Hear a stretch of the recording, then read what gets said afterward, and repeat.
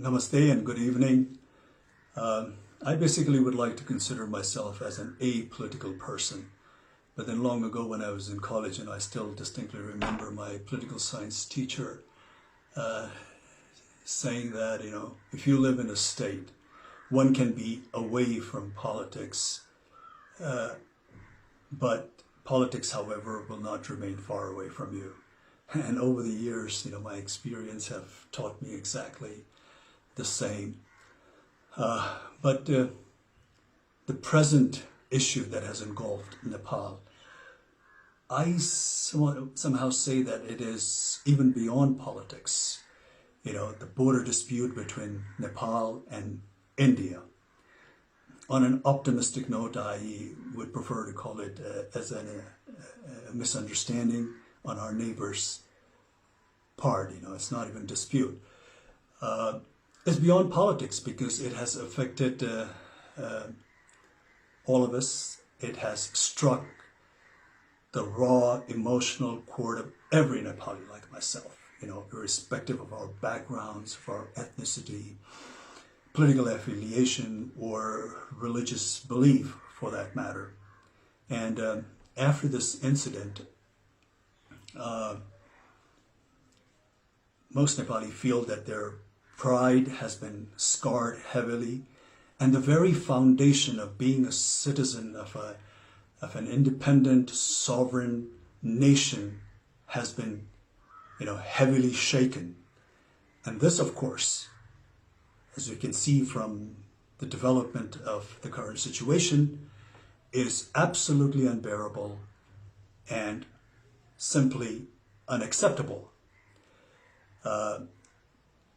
Because, you see, this is a nation shaped by the distinguished gallantry exhibited by our forefathers, with the support of Nepali people of all backgrounds, all ethnicity. And I do not say that, in our history and in the past that we haven't displayed any weaknesses or compromises, but whatever sacrifices we have made in the past has been for one and only one reason, and that is to preserve and retain our independence and sovereignty. Therefore, the present landmass that we call Nepal has not been shaped without paying a price. Therefore, the territory of Nepal is something that the population of this nation, under no circumstances, are willing to compromise. And it's not a big deal because I'm sure India India not only understands this very clearly, but also highly identifies with this emotion, because India itself has gone through an arduous struggle against the heavy-handedness of its colonial powers. But we do not want to dwell on unnecessary braggadocio. Like we said, we in the past, in history, we've had our weaknesses. We had, our share of shortcomings.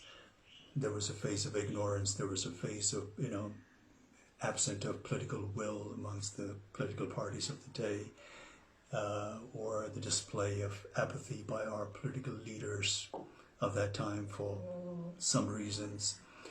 And, the more than sporadic political and social turmoil over the years that took place in this nation, of course, has not been of any help.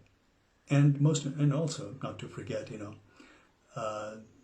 the friendly cooperation that we have extended to our neighbors, taken undue advantage of. But then again, now the time has, of course, evolved, the time has changed, and the population of Nepal, especially the youth, is of course not that of 1816 or 1857 or 1923, or for that matter, not even 1950 or 1962. The way the current scenario that has developed, clearly establishes that the population of this country are not going to accept any form of injustices lying down. Therefore, this time around, it's not even enough to appease the incumbent government alone, because this issue has been so passionately embraced also by the people of Nepal, that unless they think that they have been dealt justly and fairly, I, sadly and regretfully have this intuition that this bone of contention between the two countries is going to persist. And this sort of,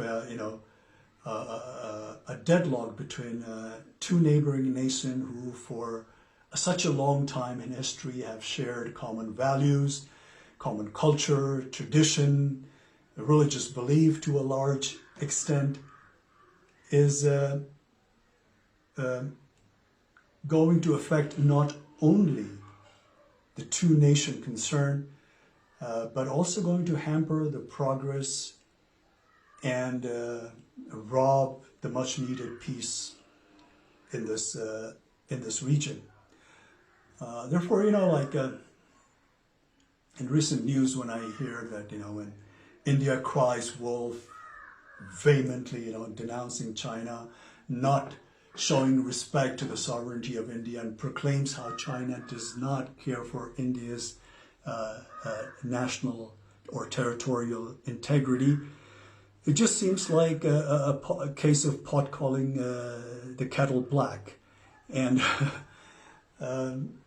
and India, for no doubt, India today is being a powerful country, not only of this region, but also a force that is to be recognized and respected globally, needs to project or show some kind of magnanimity befitting the stature of such a nation, especially when it comes to its friendly neighbors. But Nepal basically only wants fair deal based on fact and statistics. It is only demanding to have what truly belongs to her, not more, not less. Nepali people will always want cordial, lasting relations with India. Whenever Indian government had extended some warmth of friendship, Nepali people have always reciprocated with open heart. I recalled the very first visit of Honorable Prime Minister of India, Mr. Modi, to Nepal as a Prime Minister. And the warmth and the fraternal affections and the goodwill was so infectious that Modiji stepped out of his motorcade and went amongst the elated bystanders, to the bewilderment of 3 or 5 layers of security that was provided to him. The crowd not only spontaneously cheered and showered him with all kinds of praise, but treated him like a rock star. And to be honest, to be frank, I have yet to see that kind of reception meted out to our own leaders so spontaneously and voluntarily by the crowd of Nepal. But then again, unfortunately, the exhilaration met with an untimely death when Prime Minister Modi's government imposed trade blockade during the aftermath of 2015 devastating earthquake. This has left a deep wound, at least to this generation of Nepali people. Therefore, time and again, this untimely blockades and with lopsided treaties and agreements and unresolved border disputes and not to mention taking advantage of the weakness of our political leaders, has a repercussion of which, befalls this nation and its people. Therefore, the current step that India has taken vis-a-vis Limpiadhura and Lipu Lake has in some way come as the last straw on the camel's back. It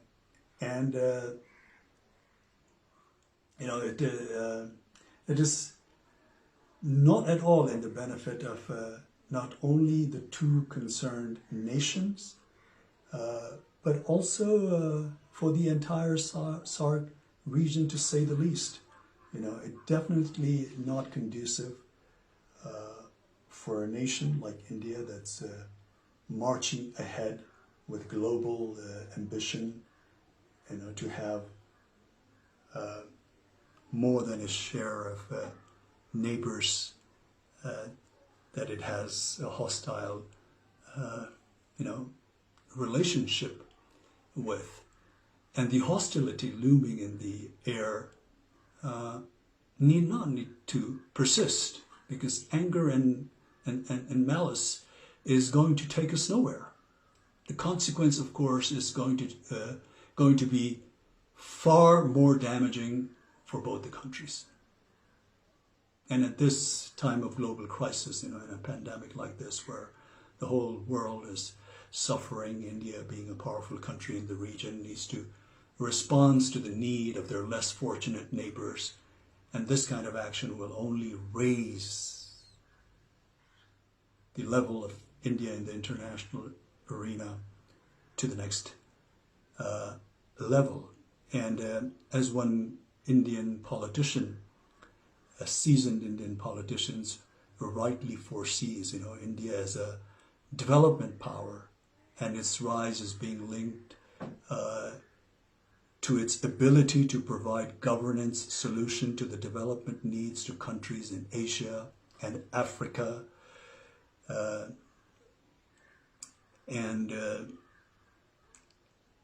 Also, just recently I was fortunate enough to hear the Prime Minister of India, Mr. Modi's address to his nation. I think it was on the occasion of Buddha Jayanti, and he said something like, I would like to roughly quote what he said. He said, we should always work with a sense of service only. When there is compassion, sympathy, then these feelings make us so strong that one can overcome the biggest challenge. So we here in Nepal only wish that Mr. Modi would overcome this challenge, not just with compassion and sympathy. Of course, we need that, but with all fairness and a good dose of empathy. Because we here in Nepal take the border, like I said, misunderstanding on an optimistic note, on the Indian part, with great deal of regret, and ask to return what is justly belongs to Nepal. All the historical evidence clearly points out, proves that Limpiadhura and Lipu Lake region is in all fairness part of Nepal. Therefore, as a country, as a nation, as the people of this country, we are just humbly requesting our friendly neighbor to look into the facts of the history, the statistics, and deal this matter with all fairness and justice, amicably, through cordial diplomatic channels, because this kind of antagonistic atmosphere in this region is not not only not good for both the nations concerned, but for this entire region as well. I am sure, despite few ups and downs and challenging moments here and there, basically India and Nepal share a relationship that is probably unmatched anywhere else in the world. And this challenge that we're facing at the moment right now, India will deal very fairly and justly and come out with a solution that appeases the Nepali population and makes them feel that they have been dealt justly. Thank you.